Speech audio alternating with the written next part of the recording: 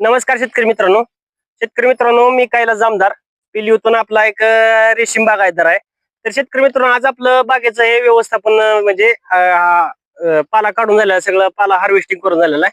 तर आपली जी आहे ती छाटणी चालू आहे.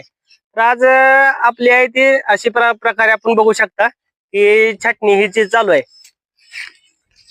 एक डोळा पद्धतीनं छाटणी चालू आहे. तर आपलं जर व्यवस्थित छाटणी असेल तर पाल्याची जी क्वालिटी आहे ते एकदम मस्त होणार. आपल्याकडे इलेक्ट्रिक प्रोनिंग मशीन आहेत. तर इलेक्ट्रिक मशीनच्या साह्याने आपली आहे ती सर्व छाटणी चालू आहे. तर आपलं नियोजन असं असतं की बॅच आल्यापासून ती बॅच जाईपर्यंत आपली छाटणी ही कम्प्लीट होते. तर आपले काल चंद्रिका पडलेत, आज आपलं शेवटच्या 4 सार राहिलेले आहेत. तर आज आपली संपूर्ण छाटणी पूर्ण होणार आहे, जेणेकरून की आपली जी प्रत्येक बॅच आहे ती सक्सेस झाली पाहिजे. जसं आपली छाटणी होईल तसंच आपल्याला नेक्स्ट बॅचला आपल्याला पाला करणार. सुरुवातीला आपल्याला कवळा पाला, त्यानंतर जशी आळीची साईज किंवा मोल्ट पास होत जातील त्या पद्धतीने आपल्या पाल्याची ग्रोथ होणार आहे.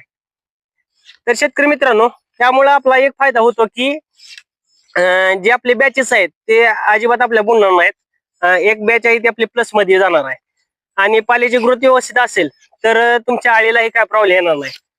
तर अशा पद्धतीने आम्ही आता आमचा हा प्लॉट बघू शकता. टोटल 2.5 एकराचा प्लॉट आहे. तर 2.5 एकरावरती आम्ही 430 DAPL ची बॅच घेतलेली आहे.